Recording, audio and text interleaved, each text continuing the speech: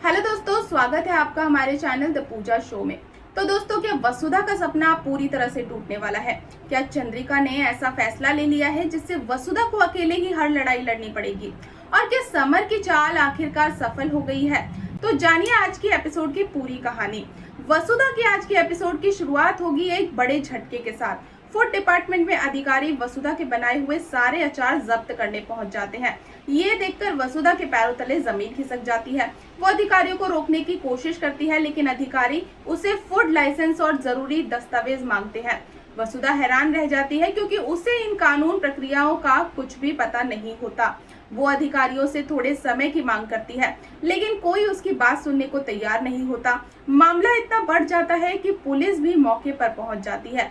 घर लौटते समय वसुधा और संतोष पूरी तरह से टूट चुकी होती हैं। दोनों के चेहरे पर चिंता साफ दिखाई देती है। वसुधा की आंखों में लगातार आंसू बह रहे होते हैं। तभी देव घर पहुंचता है और वसुधा की हालत देखकर घबरा जाता है। जब वसुधा उसे पूरी बात बताती है तो देव उसे संभालने की कोशिश करता है। वो भरोसा दिलाता है कि वो किसी भी कीमत पर अचार वापस दिलवाएगा। लेकिन दूसरी तरफ समर इस खबर को सुनकर खुशी से झूम उठता है। समर को लगता है कि आखिरकार उसकी साजिश काम कर गई। वो धर्मेश को आदेश देता है कि वसुधा को और ज्यादा अपमानित किया जाए, ताकि वो जिंदगी में दोबारा कभी बिजनेस करने की हिम्मत न जुटा सके। समर की ये बात सुनकर साफ हो जाता है कि वसुधा की मुश्किलें अभी खत्म नहीं हुई है।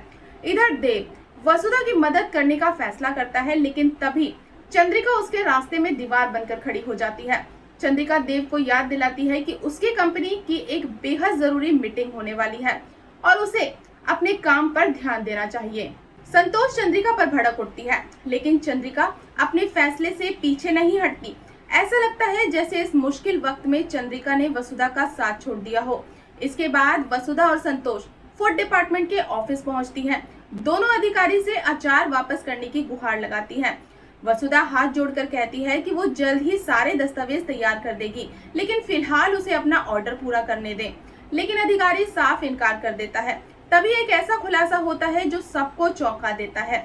अधिकारी सीधे चंद्रिका को फोन करता है और पूछता है कि क्या अचार का स्टॉक वापस कर दिया जाए, लेकिन चंद्रिका साफ शब्दों में मना कर देती है। ये सुनकर वसुधा और संतोष के होठ सूख जाते हैं। दोनों मायूस होकर वहां से निकल जाती हैं। बाहर आते ही वसुधा की मुलाकात समर से होती है। समर मदद का दिखावा करता है, लेकिन वसुधा उसकी असलियत समझ चुकी होती है। वो समर को जमकर खरी खोटी सुना देती है और उसकी नौकरी का ऑफर भी ठुकरा देती है। घर लौटकर भी वसुधा हार नहीं मानती। वो साफ कहती है कि सफलता पाने के लिए वो कभी गलत रास्ता नहीं अपनाएगी। उसकी ये बात सुनकर देव को उस पर गर्व महसूस होता है। अगली सुबह देव एक बड़ा फैसला लेता है। वो तय करता है कि चाहे कुछ भी हो जाए वो वसुधा की मदद जरूर करेगा। वो प्रभात से कहता है कि वो चंद्रिका को संभाले, जबकि वो वसुधा के साथ फूड डिपार्टमेंट जाएगा। इसके बाद देव और वसुधा दस्तावेज लेकर विभाग पहुंचते हैं और लंबी लाइन में खड़े हो जाते हैं। लेकिन इसी दौरान देव को एहसास होता है कि वो शायद समय पर ऑफिस नहीं पहुंच पाएगा। अब सवाल ये है, क्या वसुधा को उसके अचार वापस मिल पाएंगे?